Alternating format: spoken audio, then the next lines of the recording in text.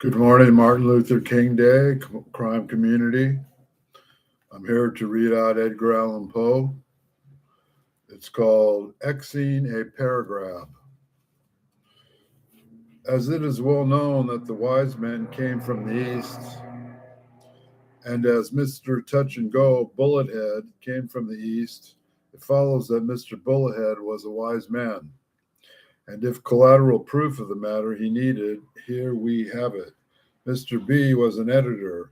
Irascibly was his sole foible, for in fact the obstinacy of which men accused him was anything but a foible, since he justly considered it his forte.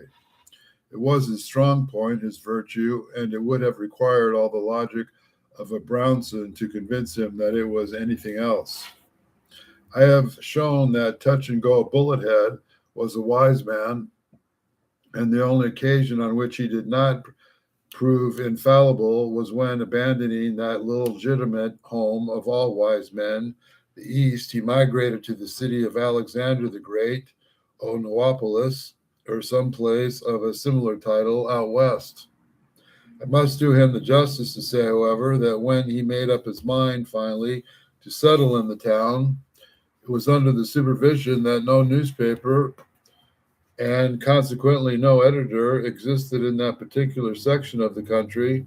In establishing the teapot, he expected to have the field all to himself. I feel confident he never would have dreamed of taking up his residence in Alexander the Great, Onopolis. He had been aware that in Alexander the Great, Onopolis, there lived a gentleman named John Smith, if I lightly remember, who for many years had there quietly grown fat in editing and publishing the Alexander the Great Onopolis Gazette. It was solely, therefore, on account of having misinformed that Mr. Bullethead found himself in Alex. Suppose we were call it Neapolis, or for short, but it did find himself there. He determined to keep up his character of obst for firmness and remain. So remain he did, and he did more. He unpacked his press, type, etc., rented an office exactly opposite of that of the Gazette, and on the third morning of his arrival issued the first number of the Alaxon, that is to say, the Nanopolis Teapot. As nearly as I can recollect, this was the name of the newspaper. The leading article, I must admit, was brilliant, not to say severe. It was especially bitter about things in general. As for the editor of the Gazette, he was torn all to pieces in particular. Some of Bullethead's remarks were really so fiery that he always have sensed that time was been forced to look upon John Smith, who was still alive, in the light of the salamander. I cannot pretend to give all the teapot's paragraphs verbatim, but one of them runs thus. Oh yes, oh we perceive, oh no doubt. The editor over the way is a genius. Oh my, oh goodness gracious. What is the world coming to? O tempora, O Moses. A philippic at once so caustic and so classical alighted like a bombshell among the hitherto peaceful citizens of Neapolis. Groups of excited individuals gathered at the corners of the streets. Every one awaited for the heartfelt anxiety the reply of the dignified Smith. Next morning, it appeared as follows. We quote from the teapot of yesterday and subjoined paragraph. Oh, yes, we were perceived. Oh, no doubt. Oh, my. Oh, goodness. Oh, tempora. Oh, Moses. Why the fellow of all oh.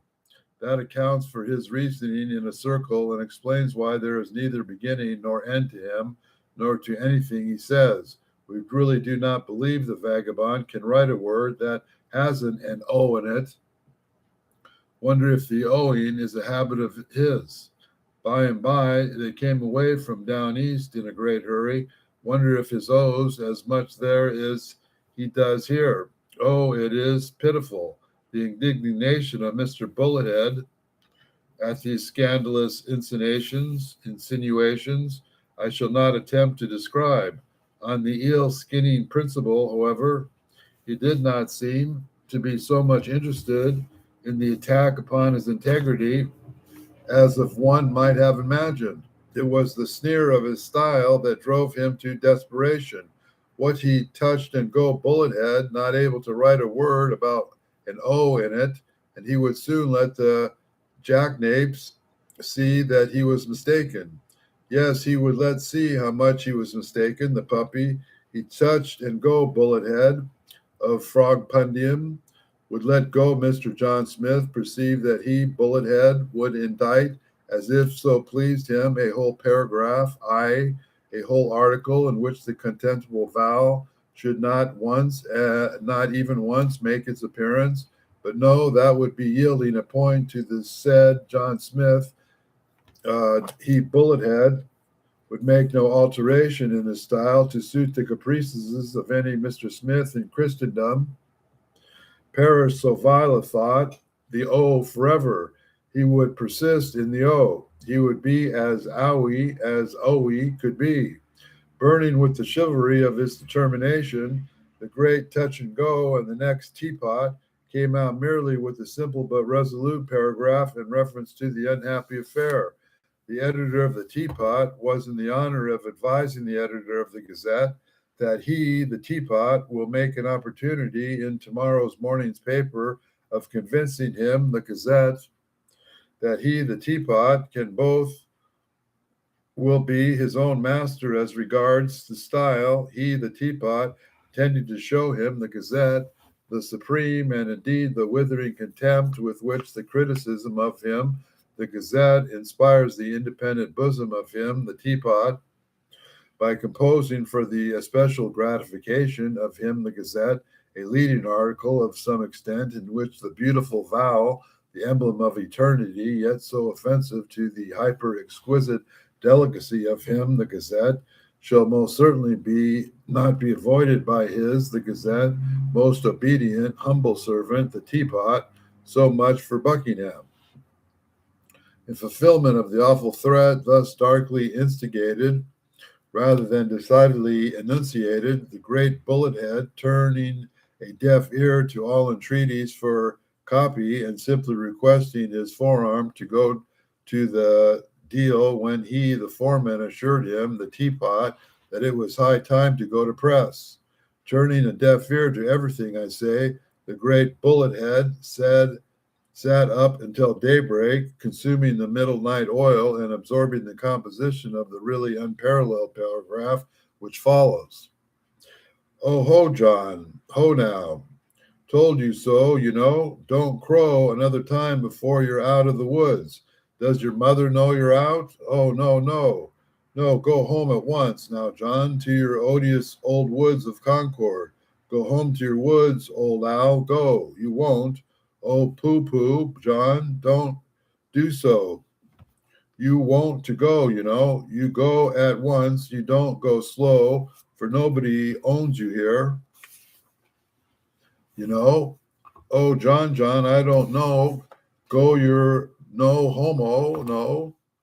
You're only a fowl, an owl, a cow, a sow, a doll, a pole, a poor old good-for-nothing to nobody, long dog, hog, or frog, come out of the Concord bog. Cool now, cool. Don't be cool, you fool. None of your crowing, old cock. Don't frown so. Don't hollow. Don't howl. Don't growl. Don't bow, wow, wow. Lord John, how do you look? Told you so. You know, you stopped rolling your goose in an old pole about so and go and down, drown your sorrows in a bowl, exhausted very naturally. So by so stupendous an effort, the great touch and go could attend to nothing further that night. Firmly, composedly, yet with an air of consciousness power, he handed his MS to the devil in waiting, and then, walking leisurely home, retired with ineffable dignity to bed. Meantime, the devil, to whom the copy was entrusted, ran upstairs to his case in an unutterable hurry, and forthwith made a commencement of setting the MS up. In the first place, of course, there was an opening word, was so. He made a plunge into the capital S hole and came out in triumph with the capital S. Elated upon his success, he immediately threw himself upon the little O box with the blindfold imperiosity, but who shall describe his honor, and when his fingers came up without the anticipation letter of their clench, who shall paint their astonishment and rage at perceiving, as he rubbled his knuckles, that he had been only thumping them in no purpose against the bottom of an empty box. Not a single little O was in the little O hole, and glancing fearfully at the capital O partition, he found that, to his extreme terror, in a precisely similar predicament, awe-stricken, his first impulse was to rush to the foreman. "Sir," he said, grasping his breath, "I can't never set up nothing without no O's." "What do you mean by that?" growled the foreman, who was in a very ill humor of being kept up so late. "Why, sir, there ben't an O in the office, neither a big un nor a little un." What the D has become of all that were in the case? "I don't know, sir," said the boy, "but one of them here Gazette devils in pin prowling about here all night, and I suspect he's gone and cabbaged them every one. Dot rot him, and I have not a doubt of it," replied the foreman, getting purple with rage. "But I tell you that you do, Bob. That's a good boy, and you go over to the first chance to get a hook every one of their I's and D's, and then the izzards." "Just so," Bob replied with a wink and a frown. "I'll be into him, and I'll let him know a thing or two. But in the meantime, that ere Paragrab must go in tonight and know that there will be till I'll be the dell to pay, and I know a pitch hot," interrupted the foreman with a deep sigh and an emphasis on the bit. "It is a very long paragraph, Bob." "Shouldn't call it a very long paragraph," said Bob. "Ah, well then, do the best you can do with it. We must get to press," said the foreman, who was overhead and ears in work. "Just stick in some other letter for O. Nobody's going to read the fellow's trash anyhow."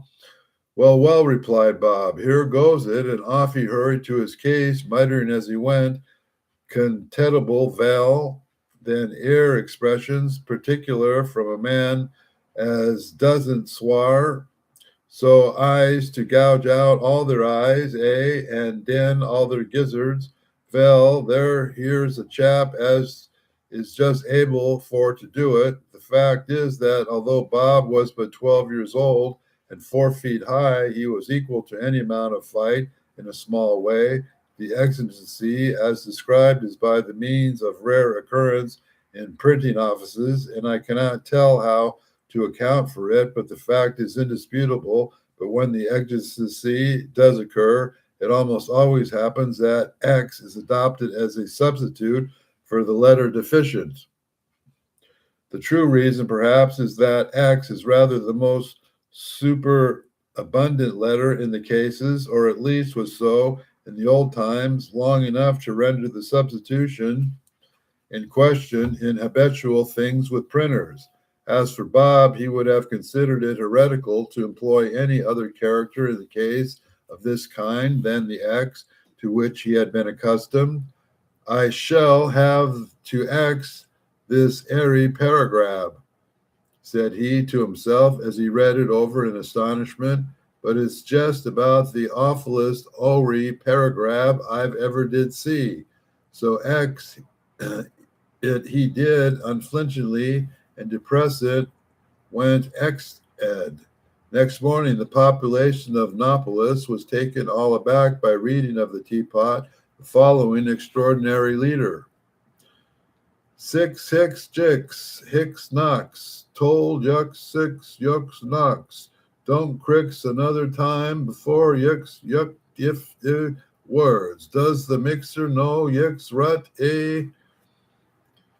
and get to the next and the far by John as you don't gix what the next, and then finally a frowl, an X, and a crawl, and a six, and a dex, and a pex, and a peer, old Grex, far, nexer, nobody, ticks, tag, hog, frog, kex, cucks, cocks, concord, becks, box, knocks, cocks, don't be cockle.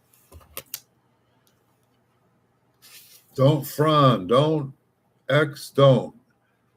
Good Lord, John, how do you ducks? Tucks to the neck. Stop stopping, Rexing your gross effects. And expelled about X and Gex and drawn your X sorrows to a brawl. The uproar occasioned by this metaphysical and capital article is not to be conceived. The fact definite ideas entertained by the populace was that some diabolical treason concealed in the hieroglyphics, and there was a general rush of bullet heads resistance for the purpose of riding him on the rail. But that gentleman was nowhere to be found. He had vanished, no one could tell how, and not even when the ghost of him had ever been seen since. Unable to discover the legitimate object, the popular fury of length subsided, leaving behind it, by way of sentiment, quite a medley of opinion upon his unhappy affair. One gentleman thought the whole an excellent joke. Another said that indeed Bullethead had shown much exuberance of fantasy. A third admitted some eccentric, but no more. A fourth could only suppose it was the Yankees' design to express in a general way his aspirations. Say rather to set an example to posterity, suggested a fifth. That Bullethead had been driven to an extremity was clear to all, and in fact, since that editor could not be found, there was some talk about lynching the other one. The more common conclusion, however, was that the affair was simply extraordinary and explicable. Even the town mathematician confessed that he would make nothing of so dark a problem. X, everybody knew, was some unknown quantity, but in this case, as he properly observed, there was an unknown quantity of X.